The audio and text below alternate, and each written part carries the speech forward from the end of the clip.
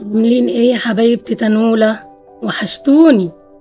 النهاردة هنحكي حكاية جميلة اسمها زهرة عباد الشمس اللي بتضحك. كان يا مكان ولا يحلى الكلام إلا بذكر النبي عليه الصلاة والسلام. كان في حتة أرض واسعة وكبيرة عايشة زهرة عباد شمس صغننة اسمها نورة. نورة كانت غير كل الزهور اللي حواليها، عشان نورة كانت دايما بتضحك.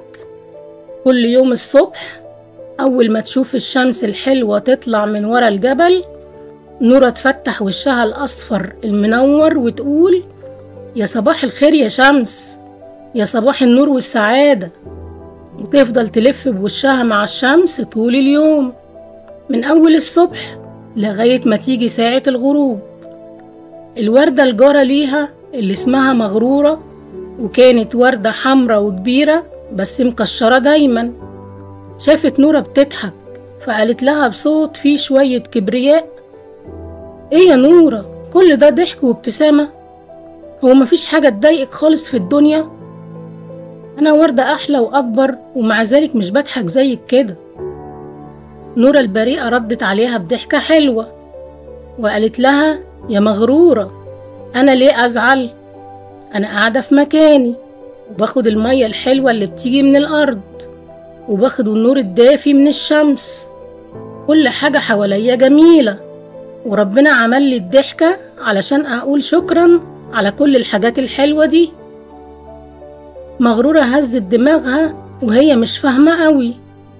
وفي يوم من الأيام السما مطرت مطرة شديدة جدا، والجو بقى ساقعة وهوا جامد. كل الوردات الصغيرين خافوا، والوردة مغرورة قفلت ورقها على نفسها وقالت: أكيد شكلي هيبقى وحش من الطين والمطرة. نورة عملت إيه؟ نورة قعدت تهز راسها يمين وشمال مع الهوا، والمطرة كانت بتنضف وشها من التراب، ونورة كانت بتضحك وهي بتقول: يا سلام، مطرة حلوة بتغسلني، أهلا بالمية اللي بتخليني أنمو أكبر. لما المطرة وقفت والشمس رجعت تاني، كل الوردات كانوا دبلانين ومغمضين، لكن نورة كانت بتلمع ووشها الأصفر أجمل وأصفى، وضحكتها أوسع وأحلى. بصت مغرورة على نورة وقالت في نفسها: يمكن نورة عندها حق، الحياة فيها مطر وفيها شمس، بس المهم أنا بختار أبص على إيه. ومن اليوم ده مغرورة بدأت تفتح ورقتها شوية شوية، وكل ما تشوف الشمس تقول: يا رب لك الحمد، وكل ما تشوف مطرة تقول: دي نعمة حلوة.